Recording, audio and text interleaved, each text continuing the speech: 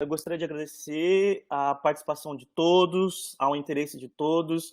A gente está dando início agora a mais um ciclo de seminários que tem acontecido durante esse período da pandemia. Então, a gente está agora com uma etapa que são os International Webinars da Unifesp. Então, a gente tem a honra de ter convidados e palestrantes internacionais.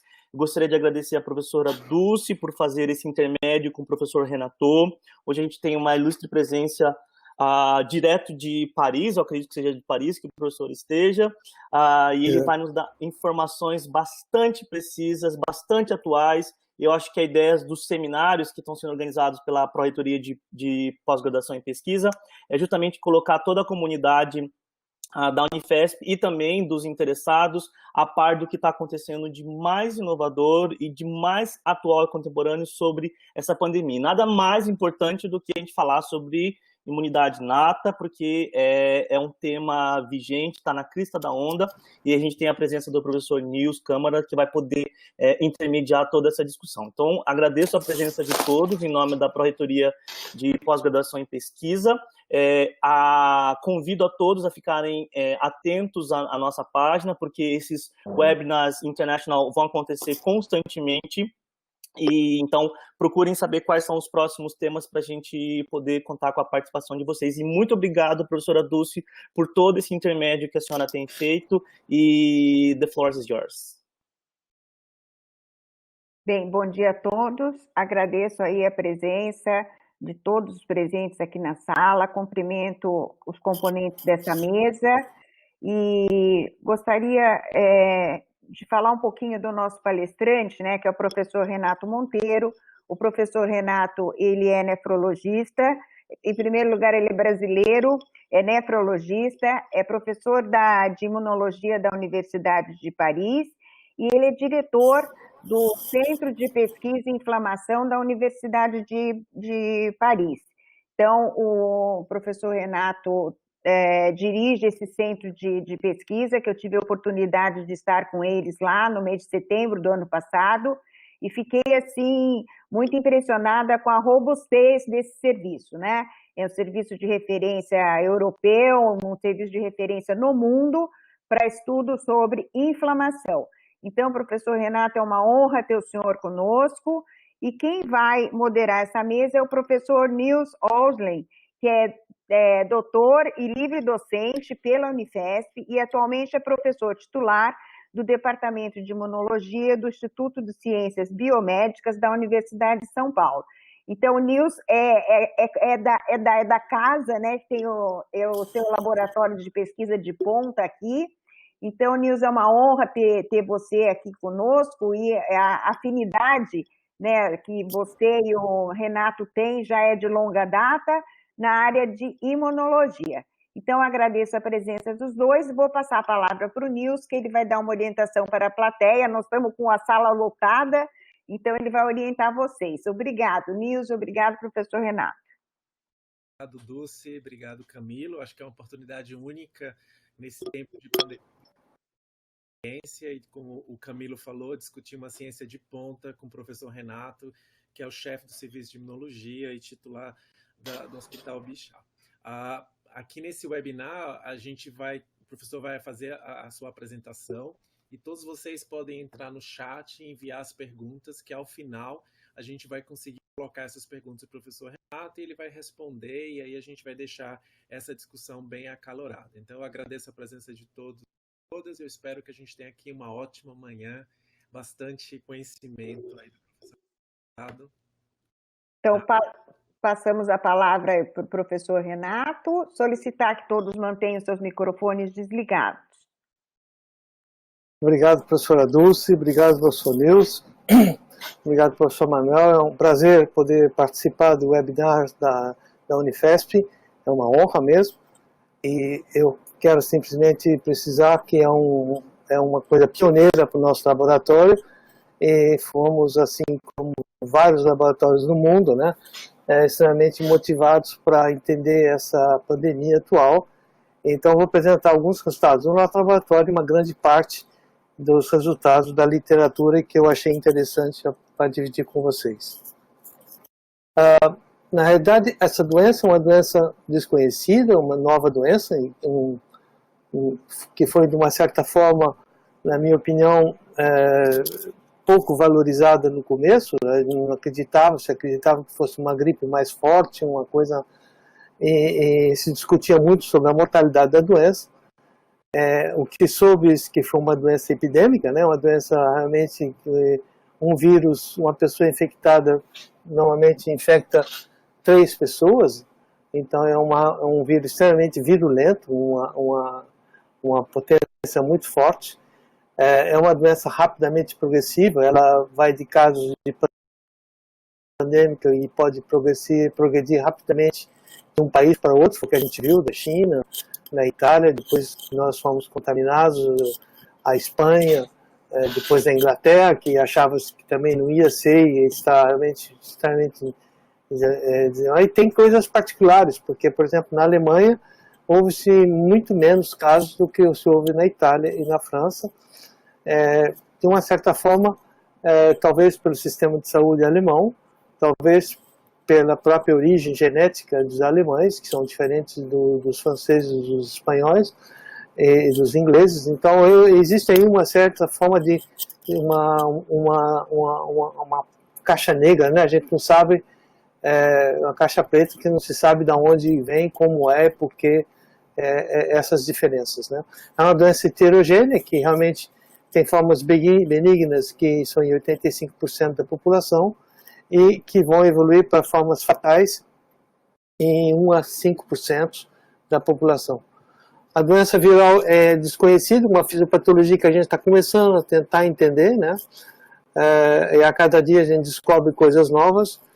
É uma doença rápida, que progride em 2 a 4 meses, e a gente tem que entender para poder tratar melhor a doença. E realmente, depois do início da pandemia na França, os clínicos e os pessoal da UTI, que a gente chama aqui de reanimadores, né? Aí no Brasil chama intensivistas, né? Esse pessoal aprendeu com a prática, né? Com os pacientes, e aos poucos começaram a dominar e começar a tratar com tratamentos convencionais, com bioterapias. Na verdade, a doença pode ser uma doença que possa desaparecer, como ela apareceu. Isso a gente não sabe ainda. O que é interessante é você, talvez, colocar essa pergunta: será que esse vírus ele vai ser como outros, né? Onde você tem, na verdade, por exemplo, aqui no caso do SARS de 2003, que é o SARS-CoV-1, que apareceu e desapareceu, na verdade. Se ele existe, ele é realmente pouco virulento em termos de pandemia mundial.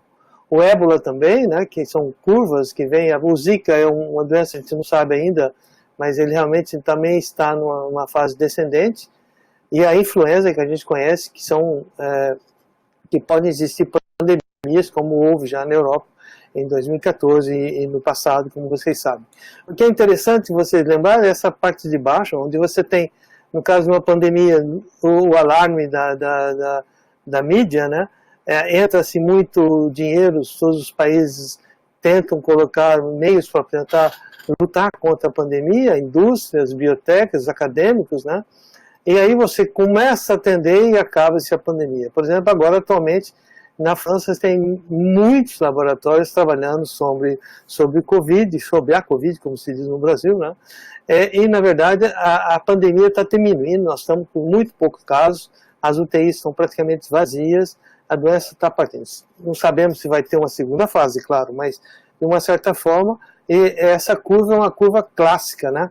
Que existe nessas pandemias, e é uma de uma certa forma, é um alívio, né, para a sociedade saber que isso vai passar, mas de outra forma a gente não tem tempo talvez de encontrar os mecanismos e os tratamentos como a gente gostaria de ter. A fisiopatologia da doença pela Covid é mais uma doença, é um vírus respiratório, na verdade, como o rinovírus, o SARS-CoV-1 como o CoV-2, são vírus que afetam o alvéolo, os pneumócitos, né? Os macrófagos alveolares, e você tem aí uma ativação desse tipo de compartimento pelo vírus, com uma produção forte de citoquina, que nós vamos falar mais tarde, L1, TNF e outros, né, e L6, como vocês sabem, e o vírus entra na célula pelo receptor o ACE2, que é um receptor de enzima de conversão, que é muito conhecido dos nefrologistas, né, que nós todos usamos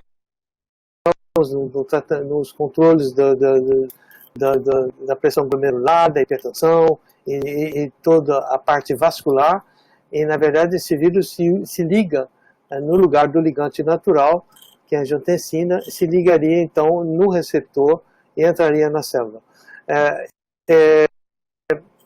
Existe aí depois um aumento de vascularidade, uma agravação e uma pneumonia, que a gente fala, porque está em ligação com os pneumocitos e com o pulmão, né? Uma pneumonia importante que aparece e tem uma evolução extremamente rápida com os pacientes, e em alguns dias pode ser levado de uma pneumonia com agravamento para um agravamento fatal. O receptor é um receptor, como eu disse, de angiotensina renina e angiotensina 1, que vai se ligar nesses dois receptores. De um lado você tem dois tipos de vias, né? Uma via com angiotensina, o ACE e o ACE2, que é a angiotensina 2 e 3, que vai ser pró-atrófico e pró-fibrosos, pró-inflamatório, e levando a via o AT1R, receptor de AT1, uma vasoconstrição e uma lesão tissular, e o ACE2, que ligaria a angiotensina 1,9 e 1,7, que tem outro de via mais antifibrótico, né? Ele entra por esse tipo de via de pathway, e que levaria a um tipo, seria teoricamente ligado a um tipo de proteção. Já vários grupos, pelo menos os chineses, que foram os primeiros a serem expostos a esse tipo de infecção, tiveram postulados que, na verdade, essa infecção é mais disseminada pelas gotas da saliva, né, de droplet, de respiratórios droplet, o aerosol, por contato, né, pela saliva, pela respiração, e também pelas fezes, que teria aí um papel, uma certa interrogação, mas se sabe hoje em dia que é uma fonte de infecção. Mas a maior parte, a infecção mais importante da contaminação, por isso é importante a máscara, portar máscaras e lavar as mãos, a mão e, sobretudo, a saliva e o aerosol pelas máscaras.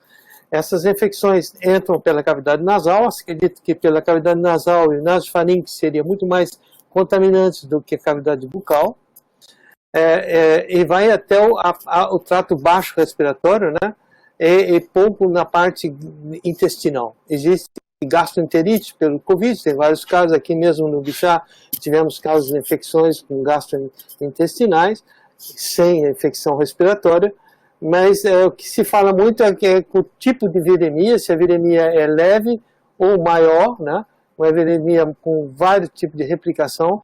Nos casos dos pacientes assintomáticos, teria teoricamente com leve viremia, e os pacientes seriam sim, assintomáticos, mas isso é uma coisa meio, não sei, é um ponto de interrogação, porque na verdade os assintomáticos podem ter um sistema imunitário diferente que combatem o vírus, como a gente vai discutir mais pela frente.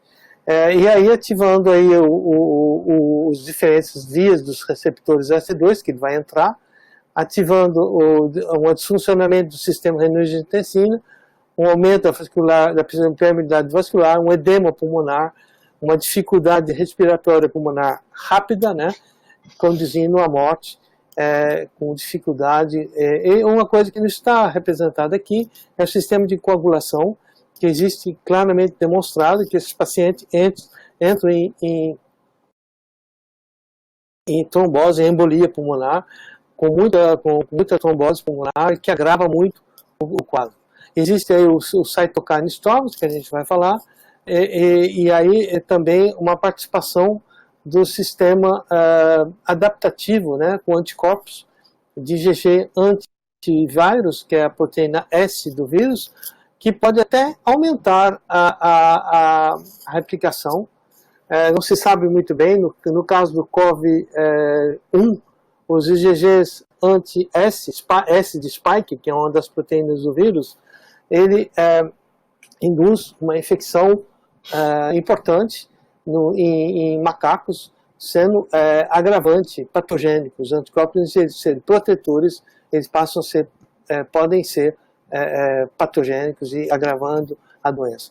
Existe aí também uma dúvida se desenvolvendo anticorpos, ou criando os anticorpos para combater o vírus contra essa proteína S, que é a proteína que liga-se no receptor AC2, seria uma maneira boa de proteger, mas os dados pelo COV-1 nos deixam uma certa dúvida quanto a esse tipo de estratégia. Desculpe aí, meu português ele anda realmente muito ruim, há muitos anos que então eu tenho uns termos aí que são meio afrancizados ou inglesados de uma certa forma. Uma das revistas recentes que apareceu no Nature Review, pelo Tay et al., mostra que um pouco mais em detalhes a entrada do vírus pelo AC2, e você teria aí uma replicação viral, são vírus ARN, né? Esses vírus vão entrar em produzir, a célula vai produzir o vírus, o coronavírus, e existiria aí, então, proteínas virais com a maturação do vírus, e a célula vai produzir o vírus e relargar o vírus no corpo, né? Esse é típico desse tipo de vírus, né? Normalmente, quando você tem um sistema imunológico eficaz, você tem um combate ao vírus por citoquinas pró-inflamatórias e o sistema de células inatas, como macrófagos, monócitos e células T inatas, que vão produzir citoquinas e que vão tentar combater, aumentando a imunidade inata, por exemplo, macrófagos que vão fagocitar os vírus, talvez se existirem anticorpos com resposta adaptativa depois de 7 dias contra o vírus, você vai ter um aumento dessa fagocitose. De outra forma também por células CD8, que vai ter uma especificidade antivírus, que é capaz de matar a célula que contém o vírus, eliminar o vírus de certa forma, né? E esses eliminando. De uma certa forma, a célula infectada ela é limpada de maneira rápida, o vírus é inativado por anticorpos neutralizantes, e você tem uma lesão, uma inflamação relativamente pequena. Isso acontece muito nas infecções por HN1, que é o vírus da gripe, ou renovírus, tipos de renovírus, que também induzem esse tipo de mecanismo na luta antiviral. O que acontece no caso do SARS-CoV-2, que é o coronavírus, o COVID, também chamado COVID, é que a infecção exerce um efeito de uma espécie de exacerbação numa fase da doença do sistema imunitário, do sistema imune, aumentando consideravelmente a ativação das células, sobretudo as células inatas, né, que é monócitos, macrófagos, eosinófilos, mastócitos e alguns subtipos de célula T, que a gente vai ver, produzindo citoquinas como IL-6, IPD, interferon, gama, IL-2, IL-10, GM-CSF, MIP e TNF-alfa. Você tem aí uma disfunção da resposta imunitária com uma infiltração de monócitos, macrófagos e células T, a tempestade de citoquinas, um edema pulmonar extremamente violento, uma pneumonia extremamente rápida que conduz à perda, à perda do paciente. Existe uma lesão multiorgânica que existe no final da evolução da doença, quando ela é crítica ou severa, né? Alguns dados de alguns laboratórios aqui, no laboratório do Imagine, do professor Rioloká com o grupo do Parque, foram os primeiros a mostrar, quando a epidemia na França começou, que realmente existe uma resposta do interferon tipo 1, que é o interferon alfa, né, que diminui com a doença. Doença moderada, você tem interferon, que o interferon, a gente sabe que na resposta antiviral, o interferon alfa de tipo 1 é essencial, né? Nesse tipo que eu mostrei aqui, você tem uma resposta, você tem uma resposta muito importante que depende do interferon de tipo 1, notamente para os linfócitos, e ele diminui com os pacientes que estão em severo e críticos. Você viu diminuição da quantidade de interferon tipo 1 em pacientes com UTI e UTIs. Isso aqui são os dados que tinham sido preliminares e que agora o paper está submetido no Science pelo Benjamin Terrier, que é do Georges Pompidou, em colaboração com o Instituto Imagine, o Instituto Cochin, e mostrando que realmente nos pacientes críticos você tem aqui ativação de vários genes, né, e fatores de transcrições que mostram a gravidade que esse tipo de vírus pode induzir, levando aí a uma diminuição do interferon de tipo alfa, o interferon score, né, tanto o alfa 2 como a atividade de interferon é diminuída nos pacientes que estão em fase crítica, né, realmente mostrando que esses pacientes, a defesa natural antivírus é completamente afetada pelo Covid.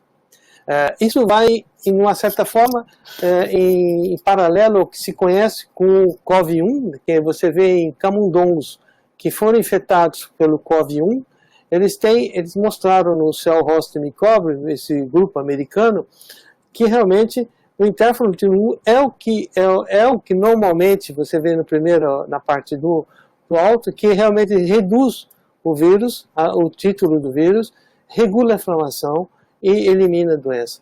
E quando você tem uma resposta retardada do interferon, você desregula essa inflamação e aumenta lesões no pulmão. E quando você não tem resposta do interferon, você tem uma ausência de lesão e inflamação. Então é o contrário. Nós estamos nessa fase do meio aqui, onde você tem a doença extremamente aumentada, com uma certa decalagem da resposta do interferon, mas de uma certa forma com uma diminuição em pacientes graves, né, desses fatores antivirais. Esse cytokine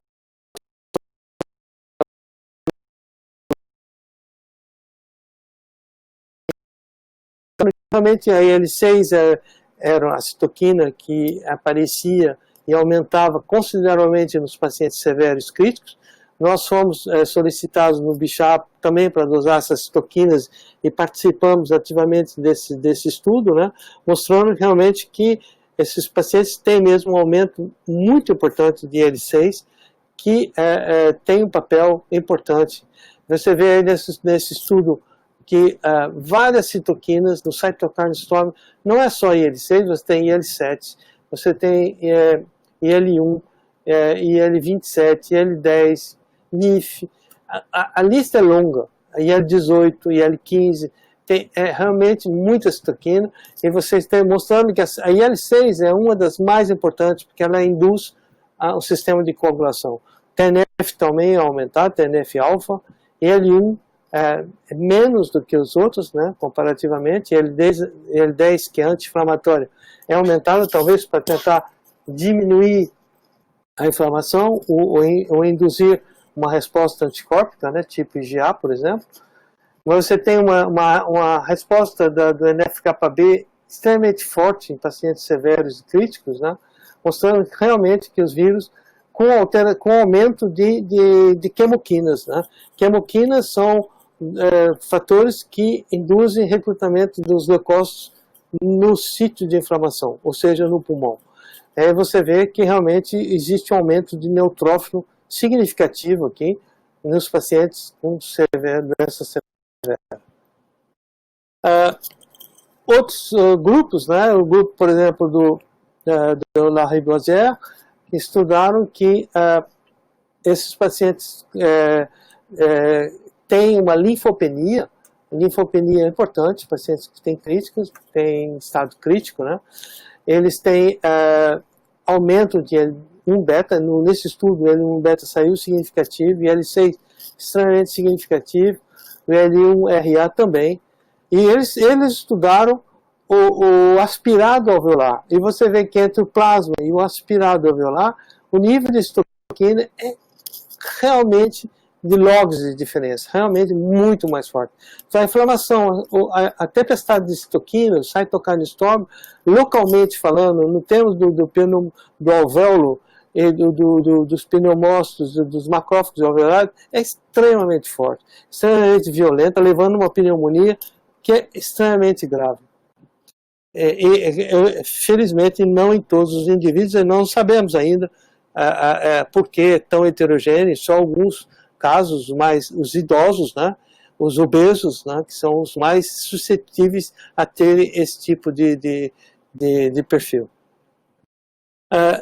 Nós então tentamos estudar os dois papéis, o sistema inato, né, que é os macrófagos, o sistema mieloide, né, essencialmente, mas também algumas células T, que são inadas, e células natural killers, e comparados com sistemas adaptativos, e você vê que o sistema inato ele é muito mais rápido, ele é efetivo, ele é não específico e falta memória imunológica.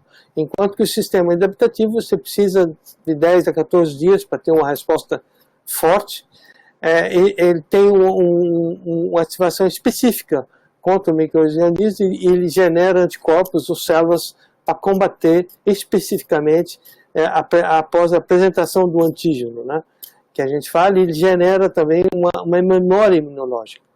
E a nossa hipótese que seria mais o sistema inato pela rapidez desse tipo de doença que estaria sendo afetado, né, nessa patologia.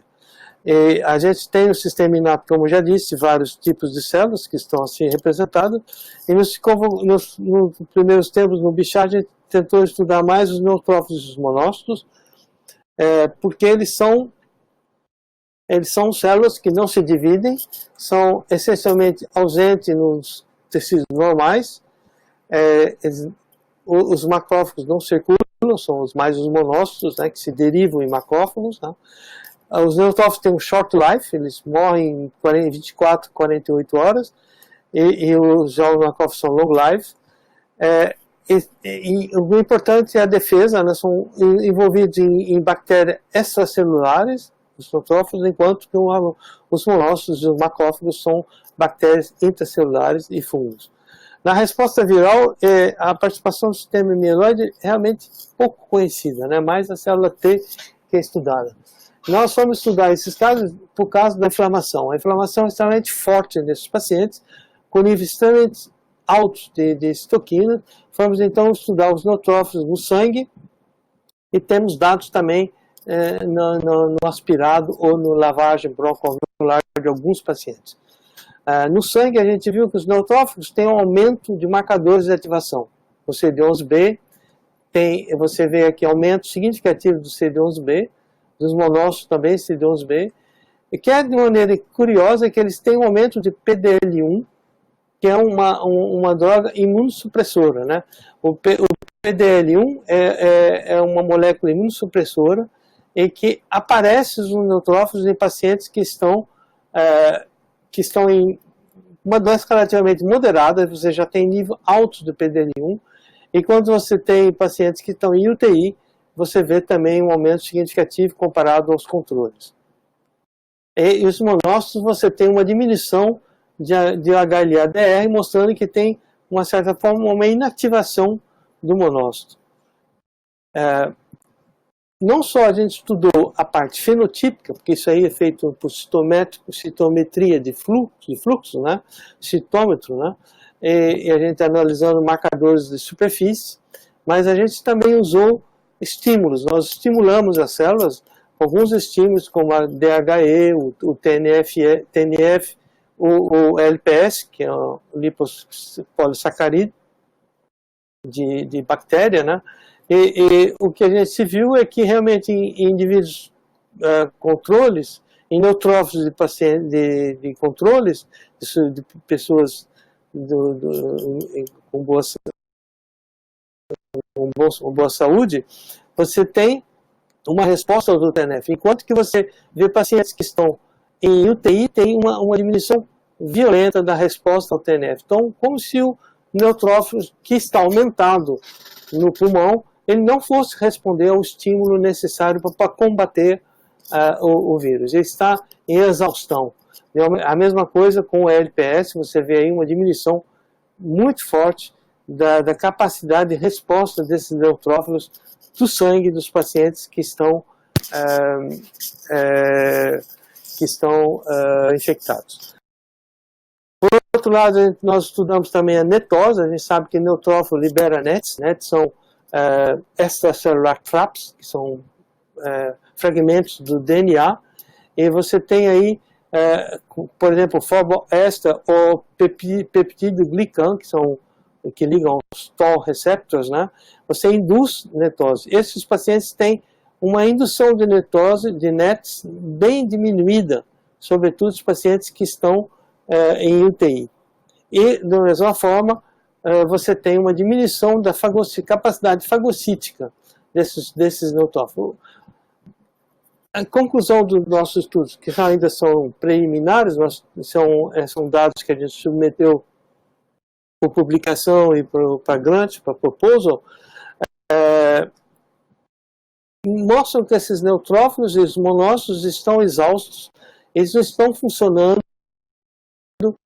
da maneira que a gente gostaria que eles funcionassem para combater o vírus e combater também bactérias oportunistas, que aparecem muito em UTI, né?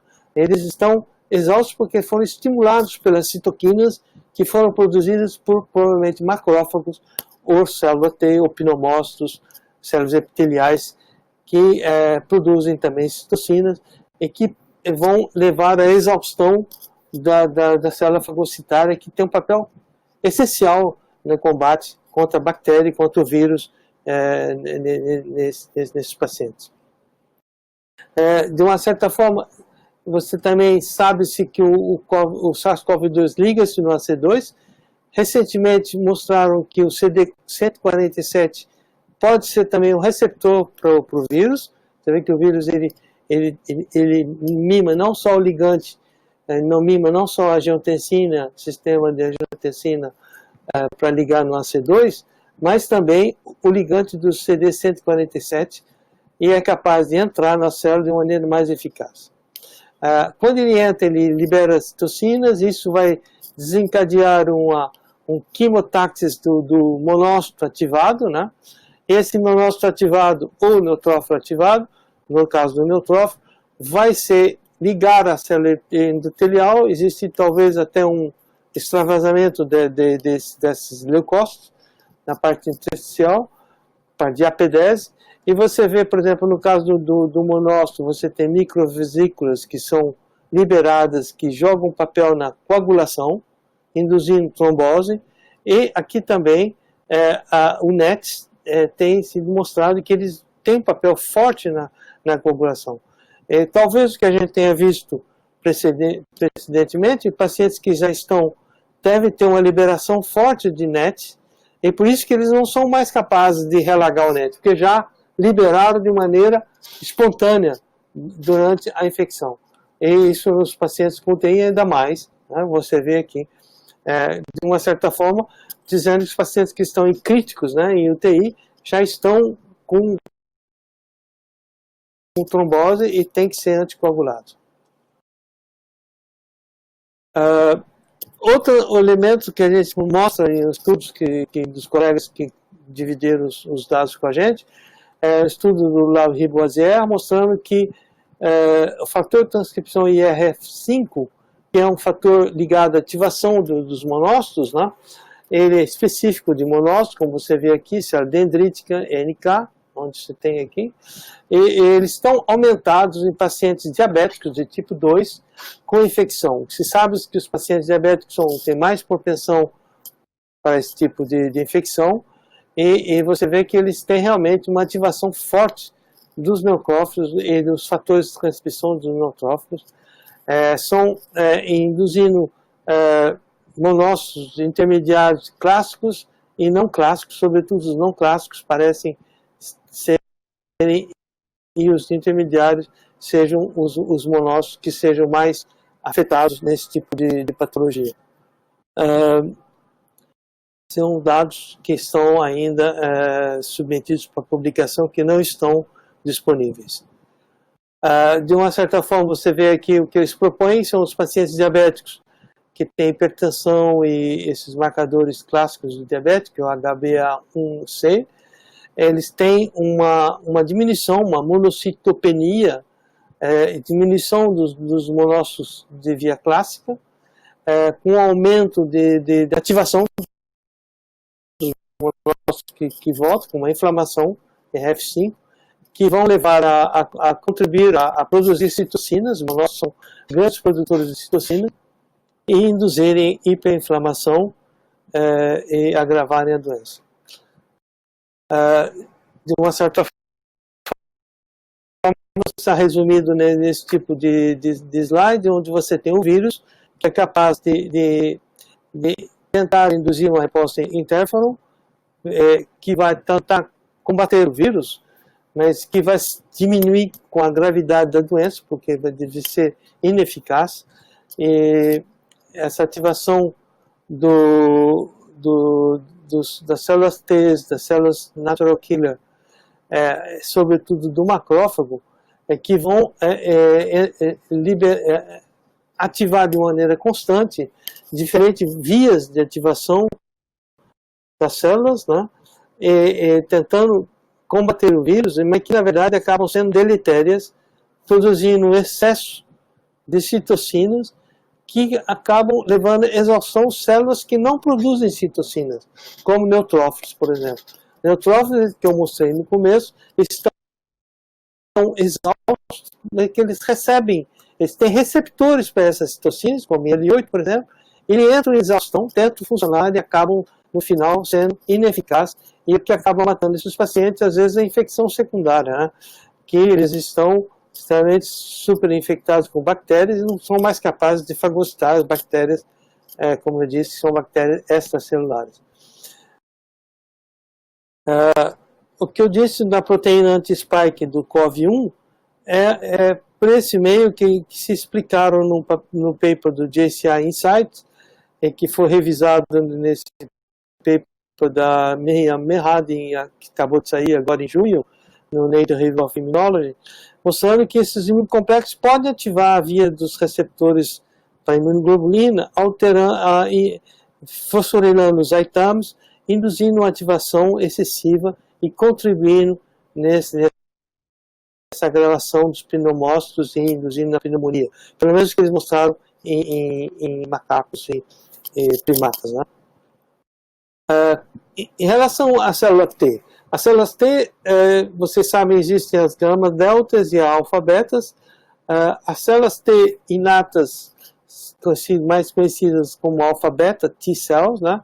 Tem a semi-invariante e invariantes, e sobretudo os dois tipos aqui, a INKT e a MATE, que é a Mucosal Associated Invariant T cells.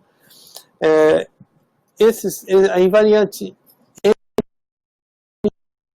NK T cells, não conventional T cells, tem um ligante, liga-se no CD1 em vez de se ligar em moléculas de MHC de classe 2 e classe 1, como CD8 e CD4, eles vão reconhecer peptídeos, glicolípidos, que são apresentados pela molécula CD1D, e ela é invariante, ou seja, o receptor T é invariante, ele é bem conservado.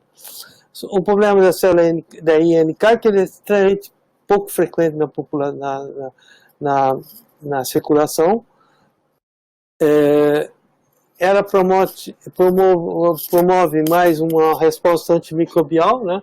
Antimicróbio, tanto com bactéria como para vírus, TOL3, via TOL3 e TOL7, que são receptores TOLs para vírus, também o TOL9, e produzindo várias ações quando ela reconhece o antígeno desses tipos de micro-organismos, ela vai gerar reações ativando célula B, ativando macrófagos, matando monócitos e macrófagos, ou liberando granzimas para recrutar granulocitos, para recrutar células T que vão agravar a doença.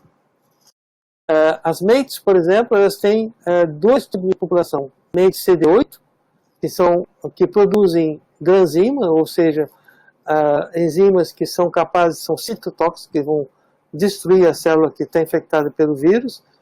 Produzem também citocinas como IL-17, interferon gama, TNF-alfa.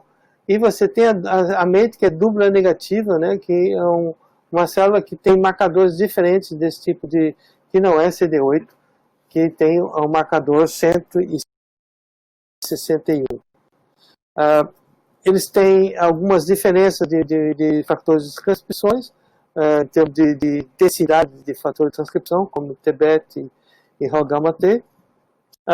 Ele funciona mais por diferentes tipos de vias de célula T, TH1 ou TH17, são diferentes, e tem algumas diferenças que são poucas importantes em termos de imunopatologia. As mates, por exemplo, elas têm sido ativadas durante infecções virais. Você vê esse artigo de 2016, mostrado pelo grupo do Paul Kellerman, mostrando que realmente eles existem tanto quanto no vírus da hepatite C, quanto no vírus da gripe, ou no vírus da dengue. Você tem uma implicação importante das mates. Esse grupo de Tours, que é o grupo do Christophe Paget, mostrou recentemente no paper que está no MedRxiv, que está em revisão no JCI, mostrando que realmente os mates aumentam na circulação, e são CD69 positivos, que é o marcador de ativação de mates. Eles também têm um aumento de PD1, como os neutrófilos, o que é interessante, porque eles aumentam a ativação, mas também uma molécula imunossupressiva, né? Eles mostraram que quando você compara, por exemplo, mate no líquido, no aspirado broncoalveolar, aumenta a mate ativada com o CD69 e com o PD1. Também tem um aumento de célula T gama-delta, que é uma célula também inata, né? Com o CD69, mas menos intensa que nos casos das mates, e também aumento de PD1. Existe também um aumento de NKT, com CD61, CD69 e PD1. Então você vê aí uma ativação de células inatas, T inatas, né, pela infecção do Covid, e com produção intracelular de citocinas. Você vê aumento de interferon gama no aspirado, aumento de IL-17 extremamente forte nesses pacientes. Nossos resultados com a Agnès Leeuwen no Instituto Cochin, nossos pacientes do Bichat, nós estudamos praticamente 80 pacientes em cada grupo. O SMIT é a unidade de doenças infecciosas do Hospital Bichat. E tivemos o mesmo tipo de observação que o grupo de Tours. Nosso artigo está em preparação para a publicação, mostrando que realmente existe uma diminuição de T-alfa-beta, uma diminuição que não é significativa do gama-delta, mas você tem aqui um aumento do CD8, CD69 positivo, extremamente forte, e dos mates, que são CD69 positivo, mas um nível de ativação que é realmente muito maior do que a gente observou o Christophe, que estava por volta de 40%, nossas ativações chegam a praticamente 70%. E eles têm também marcadores do NK, CD56, mostrando realmente que existe uma ativação dessas células inatas, que são células que produzem citocinas, tanto protetoras como citocinas que são agravadoras da doença. Nesse caso, por exemplo, a gente vê aí a produção de granzima B, que aparece no MATE em REA, quer dizer reanimação. São unidades de UTI aqui na França, que a gente chama de reanimação, né? médica, né? Reanimação médica. E nesses pacientes que estão em reanimação, tem MATES bem mais ativados com granzima B que os pacientes que estão na doença infecciosa, que estão menos graves. Então a gente vê um aumento de granzima B, de L4, de TNF-alfa, nesses pacientes que são mais graves, e também CD8 com um aumento de L2 e interferon gama. Então, para resumir esses resultados, na verdade, não tem nem como ter nem é preciso ter um slide de resumo. Esse paper que acabou de sair no Cell mostra exatamente isso. Você tem uma diminuição dos fatores de transcrição na resposta interferon 1 e interferon 3, que estão extremamente diminuídas na infecção do Covid, e um aumento muito forte de citoquina, que leva a uma fase excessiva da doença pró-inflamatória, ativando os fatores de coagulação e destruindo células, né? Talvez por vezes pelo o granzima B uma das citocinas que podem estar fazendo um papel citotóxico severo localmente, como outros enzimas que poderiam estar atacando o próprio indivíduo. Em vez de defender, ele está lá para matar o vírus, mas ele acaba se destruindo porque está tudo infectado. E essa resposta, sendo excessiva, aumenta a letalidade do paciente. Aí a gente vai falar um pouquinho de tratamento no final da exposição, mais rapidamente, né, que o tratamento a doença heterogênea, quando você não tem sintomas, você tem praticamente esses sintomas de fadiga, de espineia, anosmia, o rash cutâneo, vasculites, doença falta de ar, né?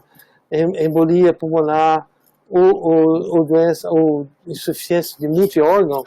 Aí você tem uma doença extremamente heterogênea. Você pode variar tanto pacientes sem sintomas, os pacientes que têm PCR positiva, tanto nasal como flação, por sensibilidade, então 60% são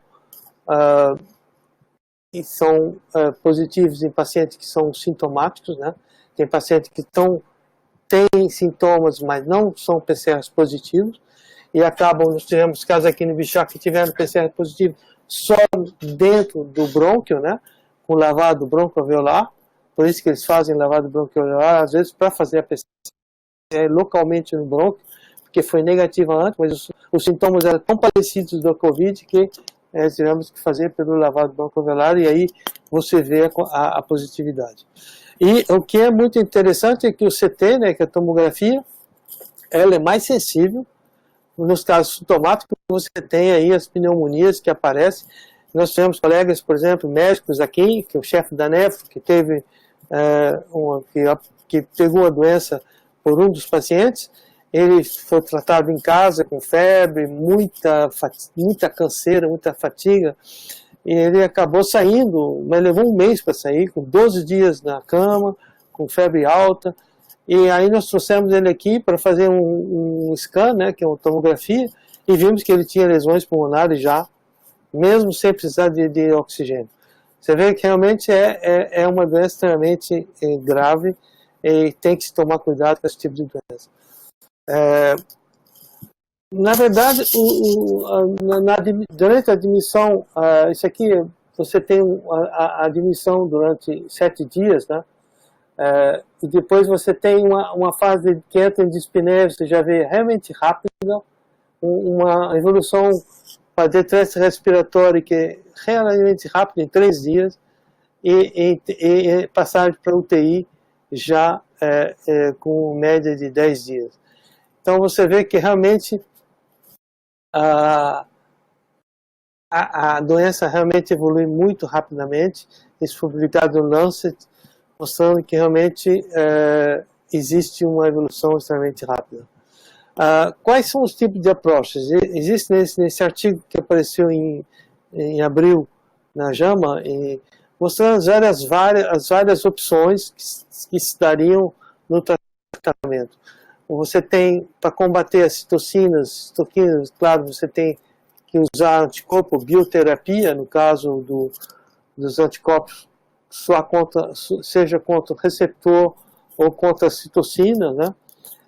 Temos também inibições para prevenir a entrada do vírus, que sejam drogas que possam inibir esse tipo de molécula, TMPRSS2, que são implicados na entrada do vírus, que é essa proteína spike que se liga no AC2.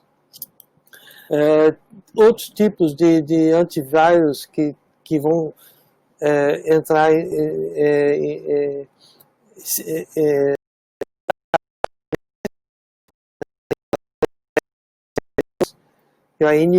para inibir a entrada do vírus.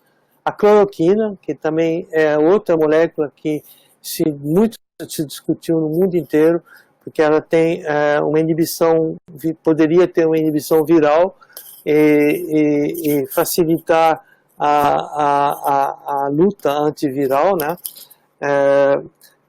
Outras drogas que seriam antivirais, o lopinavir, o darunavir, que inibem tipo proteases, né? Que jogam papéis na replicação do vírus.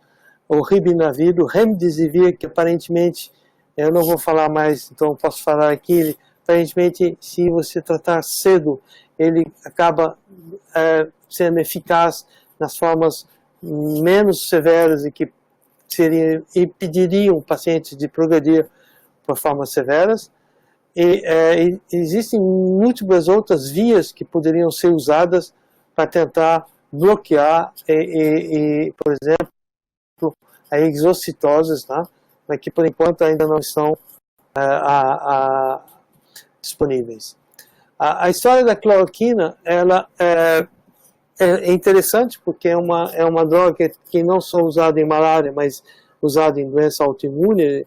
Ela, in vitro, ela parece ser eficaz contra vários vírus, mas não teve clínico benefício que foi demonstrado de uma maneira clara.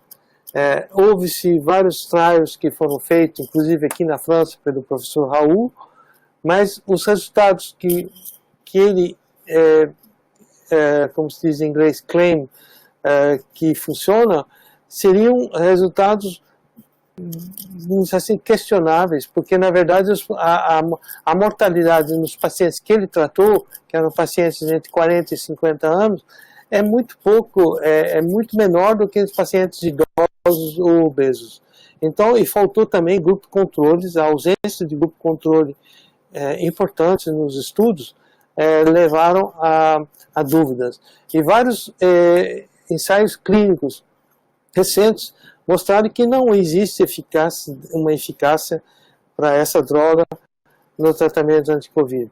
Apesar de que isso ainda é controverso, tem outros trials que estão em andamento, mas o problema disso é o grupo controle, e usando em pacientes que têm mais a risco que o paciente acima de 65 anos, 70 anos, os grupos controles faltam nesses estudos e não existe ainda uma conclusão em favor da cloroquina do uso nessa doença.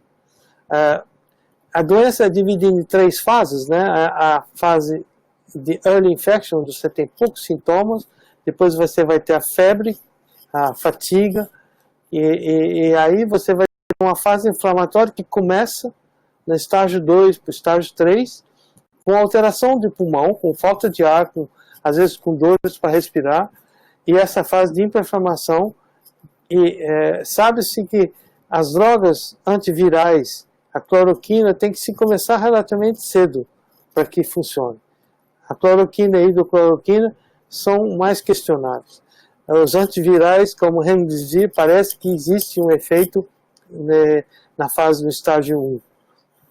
Já no estágio 2 e 3, o corticosteroide tem sido extremamente eficaz por via oral, e quanto mais cedo você começar entre a fase do estágio 1 e estágio 2, melhor é o prognóstico do paciente.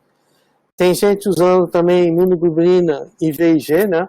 Os estudos estão em andamento, ainda não são conclusivos. Os inibidores de L6, que a gente vai falar, e L2, o JAK inhibitors, também são drogas que estão em teste atualmente. Quanto ao tocilizumab, que é um anti-L6 receptor, como eu disse aqui embaixo, esse estudo chinês mostrou que existe, faltando o grupo controle, né? Eles não fizeram um grupo controle adequado, e você vê que existe realmente uma melhora em quantidade de oxigênio nos pacientes graves, nítida após o tratamento, e com a melhora antes do tocilizumab e depois do tocilizumab, com melhoras nítidas da evolução. Realmente, essas impressões parecem estar em boa fase. Outros grupos aqui em Paris, o grupo do Olivier Mine, no Necker, está conduzindo um estudo que chama CORE-MINO para tratar pacientes graves com anti-L6 receptor, tocilizumab, e os resultados parecem estar em concordância com os grupos chineses. Aí eles ainda não terminaram, não concluíram ainda, não fecharam o estudo. Então, com o grupo controle, que não faltou nesse estudo dos chineses, mas parece que o tocilizumab seria uma opção terapêutica. Outra opção seria o anakinra, que é um inibidor antagonista, né, do receptor IL-1, e você vê nesse estudo do grupo do NTA na Holanda, mostrando que realmente existiria um efeito protetor com injeções de 300 mg once daily por dia, né, com um grande benefício com diminuição da quantidade de oxigênio, como se observou para o IL-6, isso em pacientes gerais, em pacientes que estão em UTI, a dose tem que ser dada a cada 8 horas, com melhora também do oxigênio. E o mesmo tipo de observação foi feito por um outro grupo italiano, mostrando também que os pacientes, são 5 pacientes que foram tratados, e eles tiveram uma melhora pré e pós com anti-IL-1, com antagonista de IL-1. Você vê aí na tomografia que o pulmão está bem melhor, com melhora de CRP, temperatura, a melhora do CO2, etc. Ferritina também, que é outro marcador de inflamação. Então, o resumo da estratégia terapêutica seria, como existe aí uma ausência, né, os antivirais seriam ideais no começo, né, o rendimizia, e uma vez que a doença que está instalada, seria entrar com bioterápicos e corticoides. Corticoide é extremamente aconselhável, mas os bioterápicos, quando você tem a piora dos casos, entrar com a anti-L1, antagonista de L1, anti-L6, o anti-C5, eculizumab também é outra droga que eu não falei, né? E que também são utilizados associados a antivirais e corticoides. Na verdade, o velho corticoide ainda é uma droga extremamente útil, que tem que ser usado, e aqui se usaram muito na UTI aqui no Bichat. Nesse slide do Van der Kolk, ele fala de usar corticoide na fase final. O que a gente aqui no Bichat fez foi usar realmente já quando o paciente começa a passar para a UTI, já entrar com corticoide de cara, porque é lá onde ele vai ter o melhor efeito, e também anticoagular o paciente. Então, aqui, esse slide simplesmente para mostrar assim, a corrida atrás das vacinas, né? Vão levar praticamente 1 ano e meio para a gente chegar a ter uma vacina, se essa vacina funcionar. Então, realmente é deprimente quando você pensa que o tempo que hoje em dia vai ter uma pesquisa acadêmica, pré-clínica, clínica, fazer manufacture e aprovar pelas agências, você leva 1 ano e meio. O Luiz Pasteur teria demissionado, né? Na verdade, todo esse pessoal, Metchnikoff, esse pessoal todo que trabalhou com vacina, não poderia ter feito as descobertas que eles fizeram hoje. Na verdade, realmente complicou muito, certo, é muito mais seguro, mas num caso de uma pandemia desse tipo, realmente, você se questiona realmente se tudo isso é necessário, todas essas etapas, né, no desenvolvimento de uma droga como uma vacina. Se a gente não poderia ser mais rápido. nesse meio termo, esse cara que chama Mikael Netia, da Holanda, ele trouxe uma ideia nova chamada Trained Immunity, um programa de Innate Immunity Memory para pessoas em boa saúde e em disease. Ele publicou isso no Science em 2018, eu acho, 2016, e realmente isso foi antes da pandemia. Ele já vem trabalhando, nós convidamos ele no congresso que nós organizamos em Nantes. Eu sou presidente da Sociedade Francesa de Imuno, e ele veio falar no congresso de Nantes, e foi muito interessante o que ele nos mostrou, e eu vou tentar mostrar para vocês esse tipo de conceito de imunidade treine, né, envolvida pelos outros. Na verdade, você tem vários modelos que mostram que se você tiver um modelo experimental por vírus, você pode proteger contra outras doenças, né? Você tem, por exemplo, algumas, tanto em vertebrados e não vertebrados como em vertebrados, por exemplo, o BCG, que protege contra candidíase.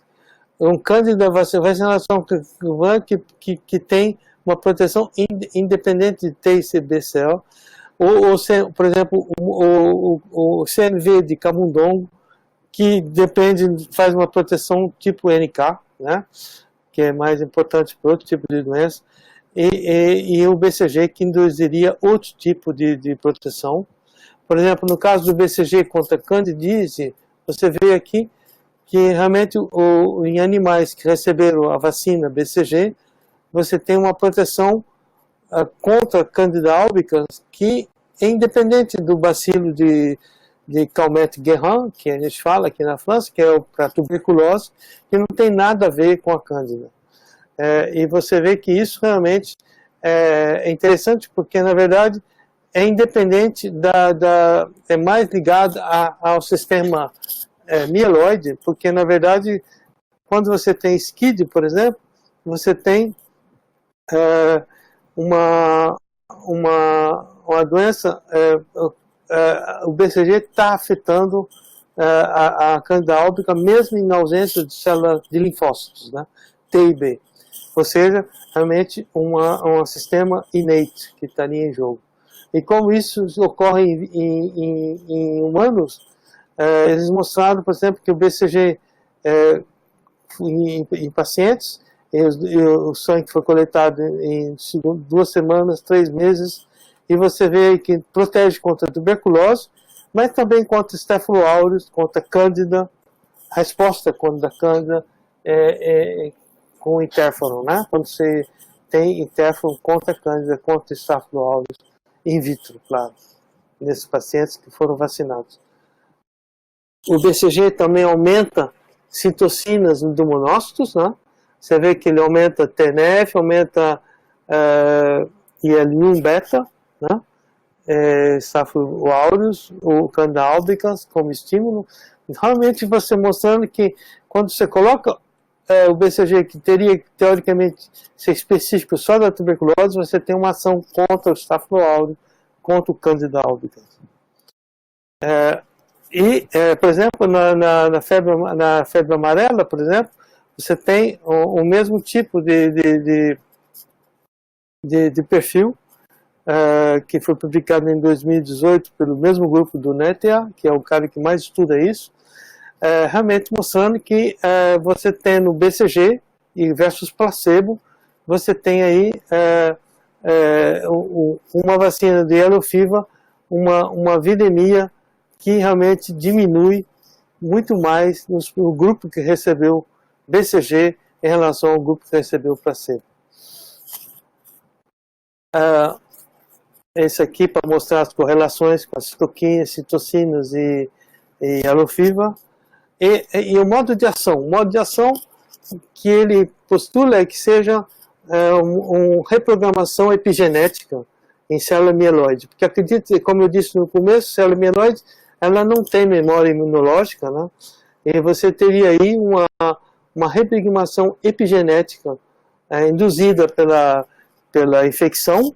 Você aí abre,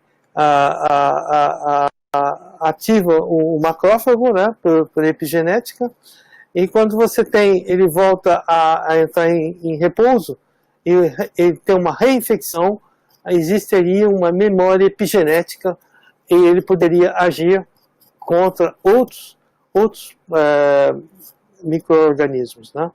É uma espécie de reação cruzada que seria útil. Na verdade, ele tentou entrar identificar quais seriam as vias, né? Seriam mais vias metabólicas que seriam induzidas pelo BCG, com alteração metabólicas que induziriam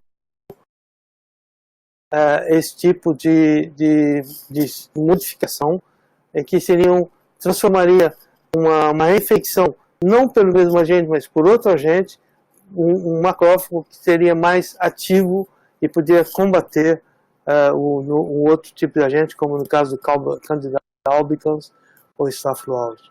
E aí as vias metabólicas que seriam usadas no emitório IF1-alfa estariam aumentadas e ativariam, né, o macrófago que a gente chama trained monócitos. O próprio Netker está fazendo um estudo com pessoas que são vacinadas em BCG, se eles têm uma evolução mais favorável em relação à infecção do Covid, da Covid-19, né? E os resultados devem ainda sair esse ano mesmo. E nós vamos poder saber se a BCG protege os pacientes, os indivíduos, contra esse tipo de vírus, que é o SARS-CoV-2. E por que o Netker teve essa ideia? Porque, na verdade, ele usou argumentos que os migrantes que vêm da África para a Itália, com a pandemia na Itália, os migrantes de origem africana, eles tinham mais resistência à Covid do que os italianos. E aí isso levou à ideia de que na África você tem muito mais exposição à tuberculose, então, a vários tipos de agentes, que esse trem de imunólogos estaria muito mais forte nos africanos do que nos europeus. E isso levou ele a produzir esse tipo de ensaio na Holanda, e a gente espera que isso seja positivo, porque a ausência da vacina, a gente não sabe se a vacina vai funcionar. Então, no futuro, ou a gente não vai ter Covid, como eu disse no começo, ou seja, uma curva que o Covid vai desaparecer e vamos ter outros tipos de infecções, e essa infecção vai nos servir para tentar estar pronto para próximas pandemias e poder combater de uma maneira mais eficiente. Ou vamos ter uma segunda vaga, né, de infecções. Será que a vacina, que a Moderna Terapêutica e outros, são vários grupos, os ingleses em Oxford também têm outras opções, em Cambridge, ou novas drogas na terapia, que poderiam agir como nas proteases, tentar bloquear o vírus, ou bioterapias eficientes. Isso realmente a gente não sabe, ou seja, o Covid endêmico poderia mutar cada ano, né, como os vírus da gripe, e aí a vacina não funcionaria. Existem informações recentes dizendo que a imunidade contra o vírus ela não dura mais do que 3 meses. De uma certa forma, seriam mais em fases com o que a gente observa com o vírus do H1N1, que é o vírus da influenza. Seria importante ter esse tipo de approach da trem de imunologia para tentar nos proteger de uma maneira mais eficaz. Eu pessoalmente não excluo esse tipo de approach, porque realmente é uma coisa nova e interessante. Bom, obrigado pela atenção e eu fico à disposição para perguntas, se vocês tiverem.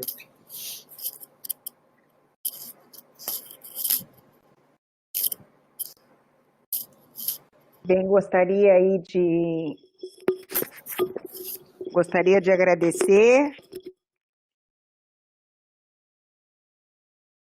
Vocês estão ouvindo? Estamos sim, professora. Então, gostaria de agradecer aí a brilhante apresentação aí do professor Renato, né, que nos apresentou respostas interessantes do hospedeiro, tratamentos, né, e a possibilidade de vacinas aí em estudo. Muito interessante a vacina para tuberculose e essa relação com os africanos. Então, a sua revisão foi bastante densa, aprendemos muito, e passo a palavra para o Nils pegar as perguntas aí que a sala deve estar. E queria falar, professor Renato, que o professor Draibe está na sala, viu? Ah, sim. Um abraço para ele. Abraço, Sérgio. Tem vários meteorologistas aqui, viu? Não falei de rim dessa vez, mas... Renato, assim, como a professora Dulce falou, tem vários comentários elogiando a palestra. Eu acho que ela foi bem ampla, uma revisão super atual de alguma coisa que a gente está descobrindo, né, diariamente, sobre essas informações. Eu vou começar com algumas perguntas que estão aqui. Eu fui tentando resumir. Eu acho que um dos grandes pontos é sobre esses fatores, essas comorbidades que estão mais relacionadas à mortalidade no COVID. Uma delas seria o diabetes tipo 2. Então, algumas pessoas estão perguntando se essa disfunção na resposta do interferon, do tipo 1, poderia, de alguma forma, se relacionar com idosos e idosos diabéticos, porque por isso eles seriam mais propensos a ter a maior taxa de mortalidade. Você acha que a função dessas células em resposta ao interferon justificaria, de alguma forma, o risco? Olha, o que a gente sabe no diabetes é realmente eles têm mesmo uma ativação maior, como eu mostrei, do ERF5, dos monócitos, e são mais propensos a uma ativação monocitária nítida, né? Mas eu não sei se esse grupo tem resultados sobre interferon.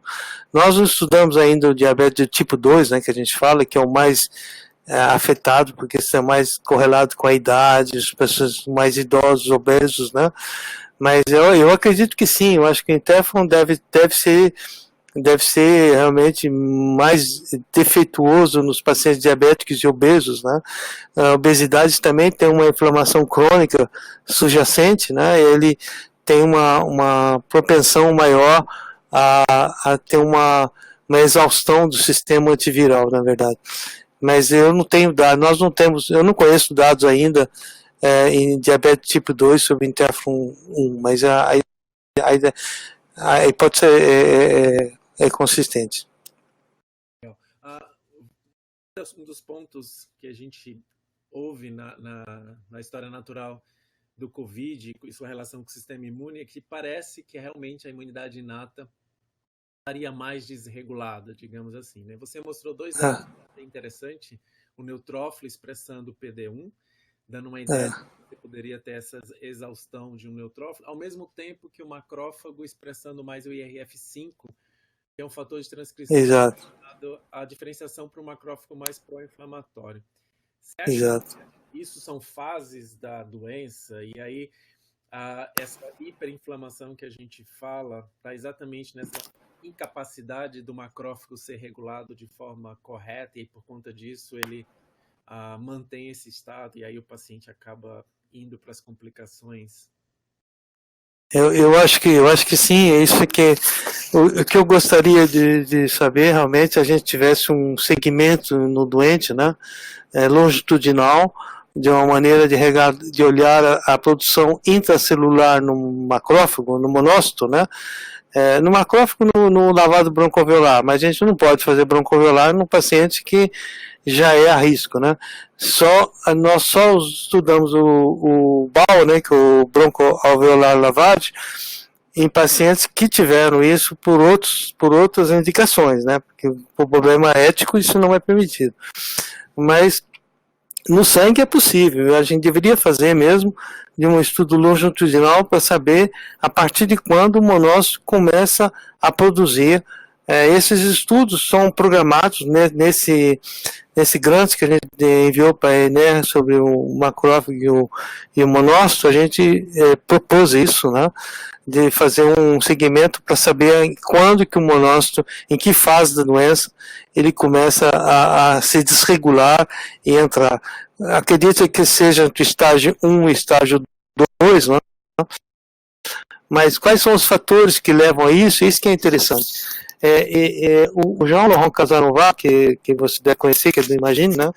Ele acredita que seja um fator genético, porque você tem uma heterogeneidade na população. Tem gente na mesma família que tem o vírus e não tem nada, e outro que acabam sendo fatal, tem uma resposta extremamente grave. E isso são coisas que a gente não sabe ainda, do polimorfismo, de vários receptores, várias moléculas que estariam em jogo nesse tipo de resposta antiviral. Mas eu acho que, como você disse, a gente aprende todo dia com essa doença, né? E realmente, eu acho que em toda a minha carreira eu nunca vi tanta paper sobre uma coisa só em pouco tempo, né? Realmente muito pouco tempo.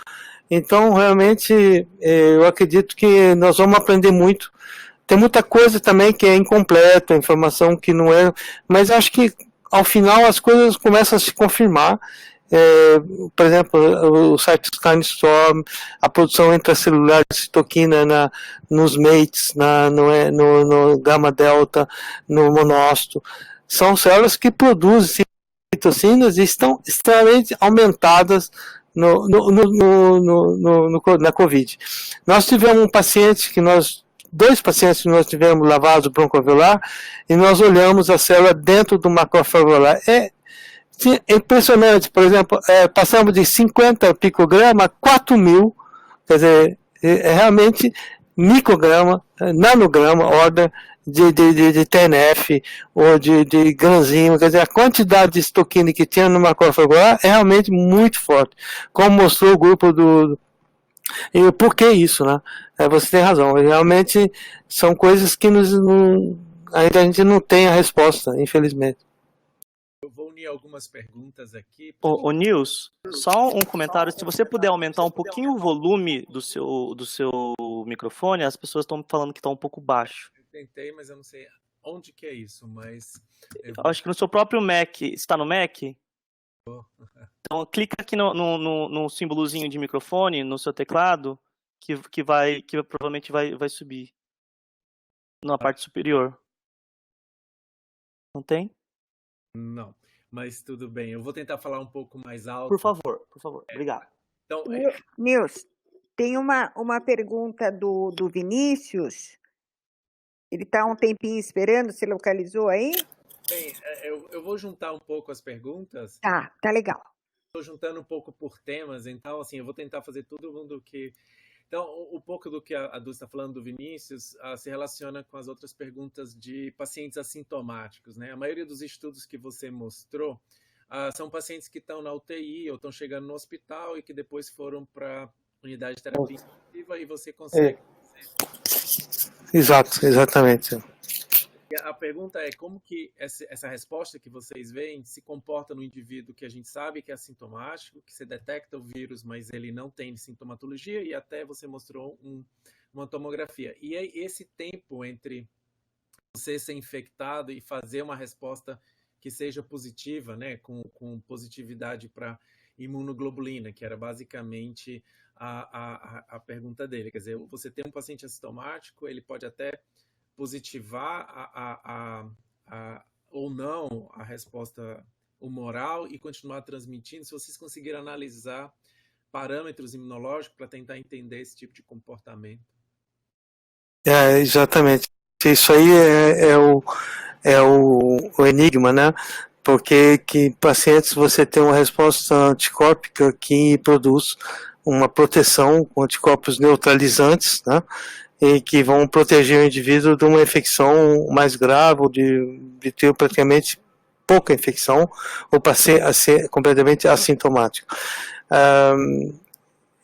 Esse tipo de resposta que a gente gostaria de ter, esse tipo de resposta que todos estão procurando saber, né?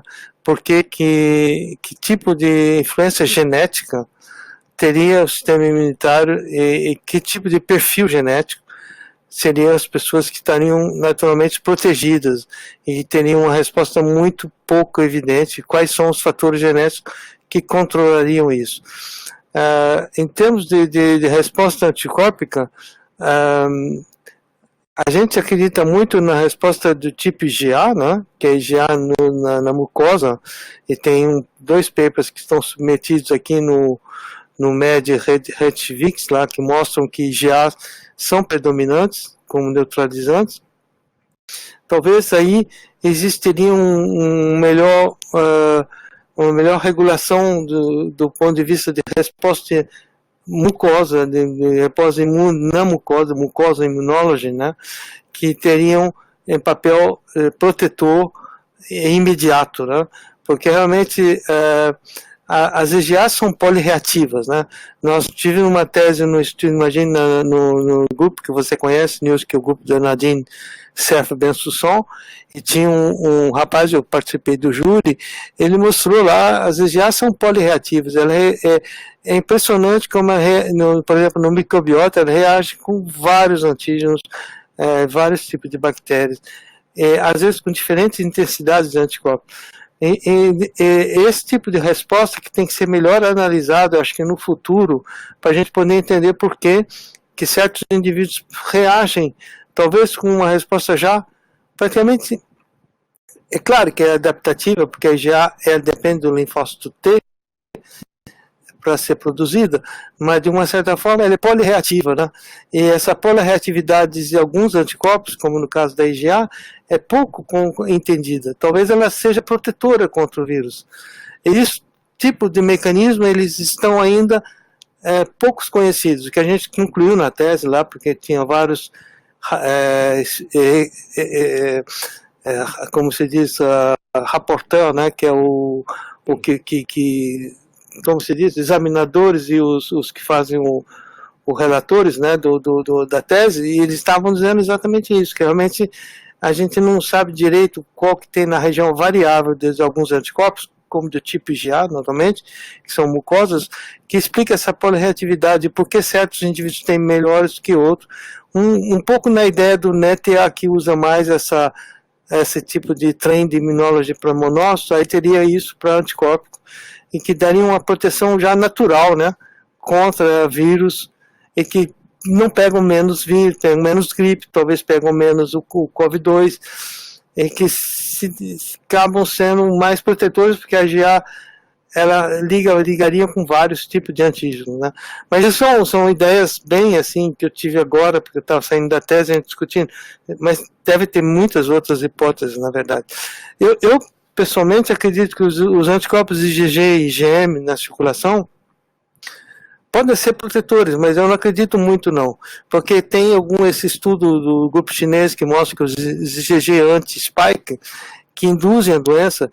Então, eu conversei com o professor Tim Sipta, que é um intensivista, chefe da UTI do Bichat, e ele falou que tinha pacientes que tinham anticorpo que estavam morrendo, quer dizer, eu gostaria muito de estudar esses pacientes em termos de anticorpo e de receptor FC, porque eu trabalho com isso, né? Mas não tive essa oportunidade, porque tinha outras prioridades. A gente tinha que estudar citocina, tinha que estudar monócito, tinha que estudar... Então, acabou sendo... mas eu acho que é uma coisa interessante, porque a resposta anticorpo ela pode variar muito e depende do tipo de anticorpo, se é mucosa, se é sérico, se é IgG, se é IgA, se é IgM. E isso tudo eu acho que entra em conta também com a variedade genética da resposta imune, né, de cada um. Então... Obrigado, Renato. Eu vou dar duas perguntas, só para a gente avançar um pouco no tempo. Um está relacionado com o que você falou sobre a BCG, né? É bem interessante os dados do NERA, só que a gente olha para o Brasil e é um país que tem uma amplitude da vacinação para BCG muito grande, e você acha que isso de alguma forma justificaria até, a gente deveria esperar um comportamento da doença diferente em países como o nosso? E a segunda pergunta, só para deixar já com você, é sobre a vitamina D, né? Também aqui saiu bastante coisa sobre vitamina D, se ela teria um papel modulador, talvez uma dose diferente da usual. Depois, recentemente, já saiu informação de que ela não teria nenhuma função, mas existem dados de correlacionar a vitamina D com a expressão da ECA2, né, o AC2. E aí talvez ela pudesse ter um efeito, às vezes, não tão benéfico. Se você poderia comentar essas duas coisas, a BCG e a vitamina D. A BCG no Brasil, realmente eu também pensei nisso, e por isso que realmente esses dados dos africanos, não sei se vão ser publicados ou não, mas o Brasil, realmente, como você falou, a gente esperaria talvez um efeito similar, né? É isso que acredita, ou existe a BCG é usada no Brasil ou não, de uma maneira massiva ou não? Assim, todo mundo é vacinado, né, com as exceções feitas de imunodeficiência, mas sim, todos são vacinados. Então, realmente, eu acho que você vê que não é um bom exemplo. Talvez realmente não seja uma hipótese plausível, né?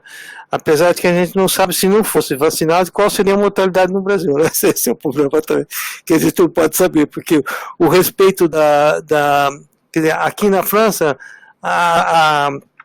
o isolamento foi muito mais radical que no Brasil, né? Acredito. Eu pelo menos o que eu convivi com a minha família aí,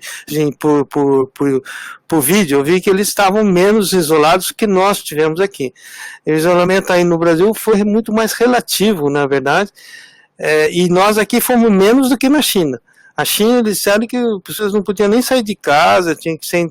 Na Grécia, por exemplo, eu soube da minha estudante que o supermercado entregava na porta, ela não tinha nem direito de abrir a porta, e pegava depois e abria a porta e pegava a alimentação, as coisas que ela comprou e tal. Então era muito mais estrito, né? E isso talvez explique porque que aí no Brasil tenha tido mais casos. E se não tivesse a vacina do BCG, a gente não sabe como seria. Talvez estaríamos com 200, 300 mil mortos, na verdade. Mas são coisas que a gente não sabe, né? Talvez teria que ter estudos para ver, né, se realmente houve uma proteção, como ele fez, mais ou menos, né, os pacientes, ou as pessoas que foram vacinadas, se tem realmente, por exemplo, anticorpos contra o COVID-2 e tal. Isso não, talvez seja coisa que vale a pena. Quanto à vitamina D, pouco eu posso falar, na verdade. Eu sei que nós estamos estudando aqui muito vitamina D e ácido retinóico, né, que é desse mesmo tipo de via da vitamina D em célula dendrítica, né? E realmente ele induz uma célula dendrítica tipo mucosal, né? Que a gente fala. É isso, muito interessante, e a gente está estudando isso na resposta IgA, ligado com regulação da resposta IgA na mucosa. Acredito que sim, mas eu não posso falar em termos de infecção do Covid. Eu acho que é uma boa opção. Aí no Brasil teve estudos sobre vitamina D, pelo que eu entendi, foi negativo, é isso? Não, acho que aqui nenhum desses estudos, se tiveram, saiu especificamente resultados oficiais no Brasil. Assim, o que tem na literatura, e aí saiu na literatura de que talvez o efeito não fosse tão benéfico como se imagina. Isso eu não acompanhei tão de perto, isso realmente eu não tenho como responder. Mas eu acredito que realmente tem uma lógica, né? Mas algumas coisas a gente tem lógica e acaba não tendo resposta, né? Isso é uma... Duas outras perguntas que eu vou juntar também, e diz respeito a esse quadro da Cytokine Storm, né? Essa tempestade de vacina, e esse quadro de hiperinflamação que a gente observa. Você falou muito bem no começo, é um vírus respiratório, então a gente acaba vendo muito mais a síndrome respiratória aguda, mas você tem dano renal, já foi descrito sistema nervoso central, trombose. Exatamente. Os órgãos estão afetados. De alguma forma você acha que essas inflamações em outros tecidos está correlacionado com essa ativação sistêmica, né? Essa cytokine storm justificaria todos esses cometimentos? Na verdade, nós estudamos aqui 2 casos de insuficiência renal, né, que estavam na UTI com o pessoal da nefro. Eles tiveram lesão tubular com vírus identificado acho que teve um paper no Kidney também, né, mostrando a mesma coisa. E nós tínhamos um caso idêntico, inclusive o paper do Kidney acabou, o nosso paper não foi aceito por causa desse. Os chineses tinham passado na frente, né? E não só eles não deram o vírus, como eles publicam mais do que a gente. É terrível a situação. E na verdade, eu não acredito que o Cytokine Storm seja responsável, mas a viremia, né? A viremia, sim, talvez indiretamente o Cytokine Storm seja responsável, porque ele leva um sistema innate à exaustão, né? Que aí acaba você tendo deficiência de imunidade antiviral, ou seja, aí ele acaba sendo uma viremia alta e atacando o rim. Realmente tem vários casos de insuficiência renal tubular, né, pelo COVID-2. No fígado também nós tivemos uma hepatite que o PEPA está submetido, eu acho, induzida pelo COVID-2, mas é muito excepcional.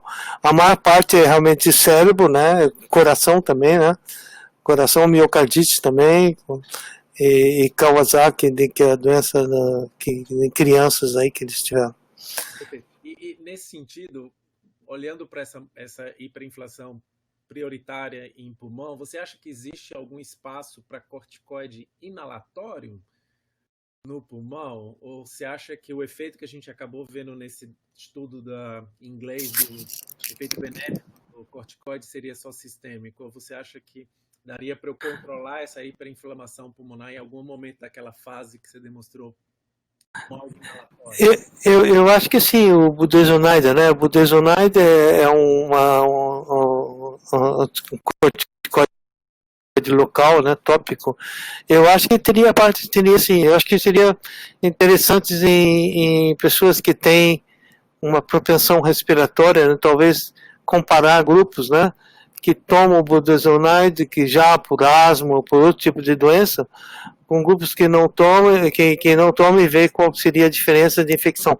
Teria que ser um estudo nesse tipo, sem indicação imediata, mas eu pessoalmente acredito que o budesonide poderia ser interessante na hiperinflamação, claro, seria interessante de usar. Vocês tiveram ideias nesse sentido? Seriam trials que valeriam a pena. Nós não temos mais pacientes, a gente tem como fazer estudo agora, é impressionante, acabou.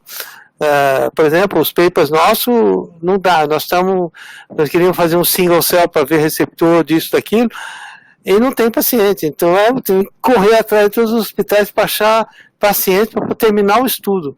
Você vê como é a epidemia, aquela história daquele slide que eu mostrei que termina, é brutal mesmo. Agora, será que foi brutal porque a gente fez um isolamento forte? São perguntas que a gente não tem resposta, né?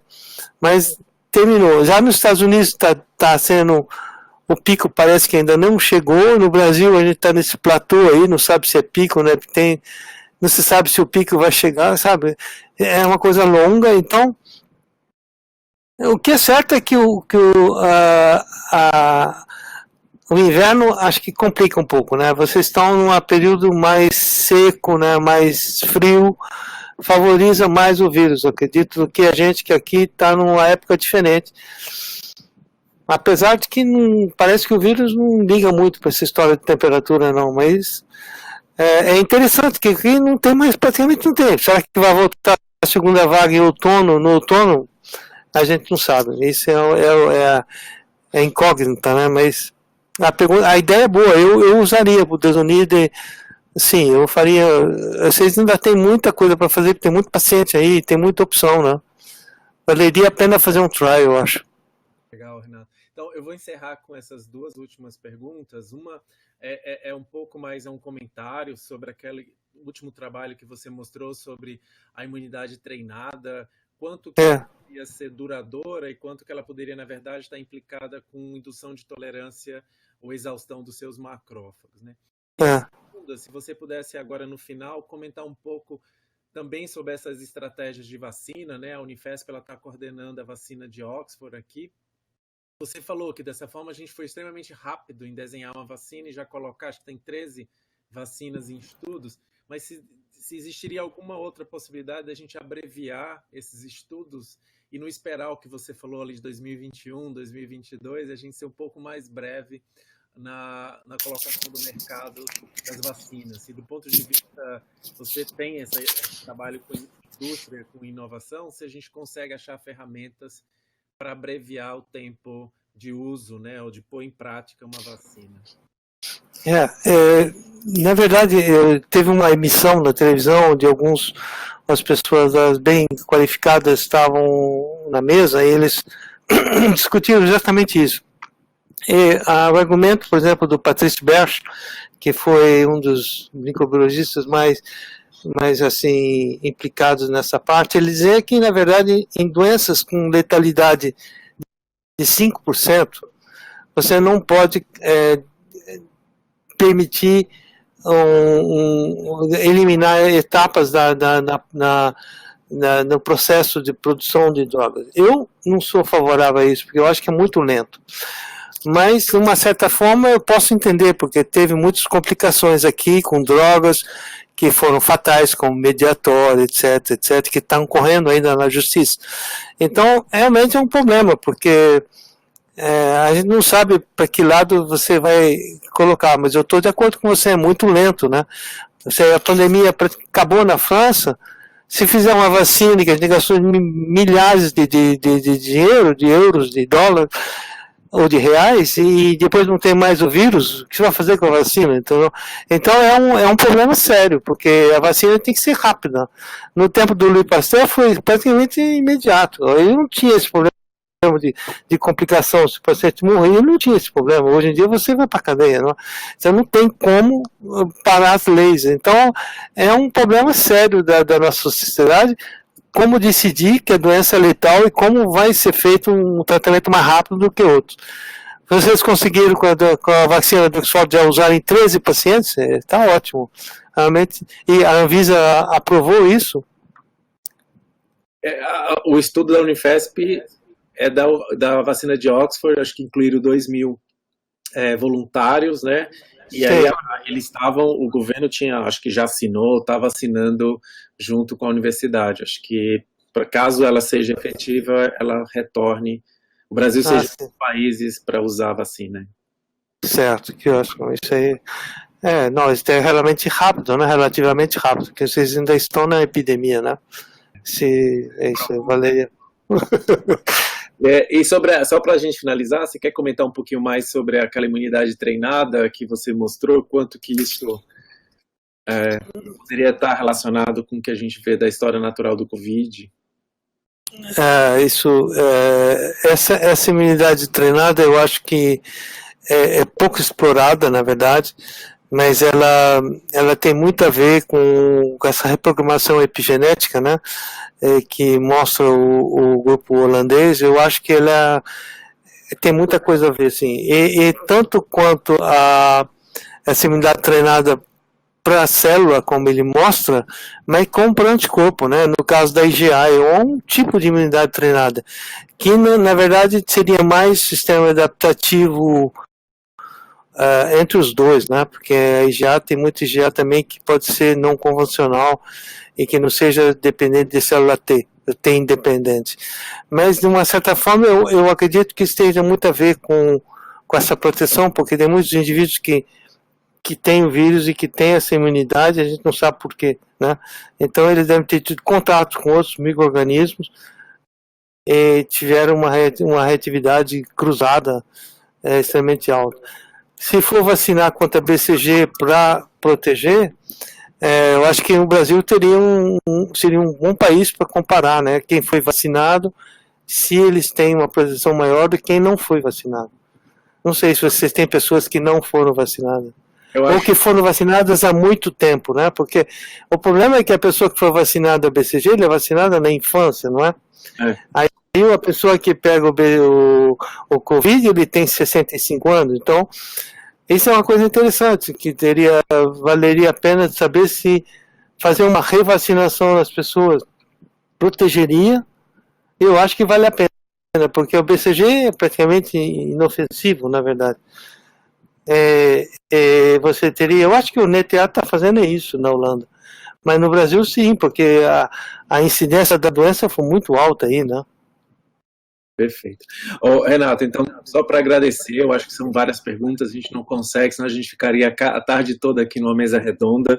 Obrigado por compartilhar resultados que ainda não foram totalmente publicados. Rever sobre essa doença, como a gente falou, a gente está aprendendo, então eu só tenho a agradecer. Antes de passar a Dulce, acho que tem duas informações que perguntaram sobre esse webinar. Ele ficou gravado, ele vai estar no site dos webinários da Unifesp, e para aquelas pessoas que fizeram o registro, né, vai ter o certificado, pelo que eu entendi também, mas a Dulce pode esclarecer no site da Unifesp, tá bom? Obrigado, Renato, um prazer rever. Um abraço. Dulce? Então, para finalizar, né, agradeço muito o professor Renato, que nos trouxe aí essa revisão densa, né, aprendemos muito sobre a resposta do hospedeiro, e é um prazer revê-lo, viu? Ok, obrigado, professor. Espero que a gente possa contar com a sua presença aí em outras ocasiões, viu? Foi um prazer e será um grande prazer estar aí. Se Deus quiser, estaremos aí, sim, no futuro para colaborar e fazermos projetos juntos, desenvolvendo projetos com o Brasil de novo. Com certeza, estaremos juntos aí. Espero que o ano que vem essa epidemia já tenha acabado, né? É a nossa esperança. Outras ondas, né? Vamos ver. Exatamente. Eu não sei se o professor Camilo está aqui. Se ele quer Sim, Dulce, eu gostaria de agradecer a professora Dulce por toda essa organização, por todo esse zelo com o nosso convidado. Obrigado, professor Renato. Muito obrigado, professor Nils.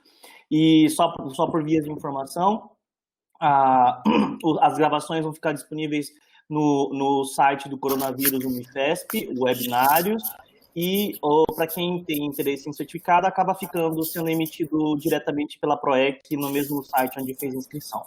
Então, gostaria de agradecer novamente a todos e que fiquem ligados nas atividades do coronavírus e de atividades do CapSprint também de webinários. Muito obrigado.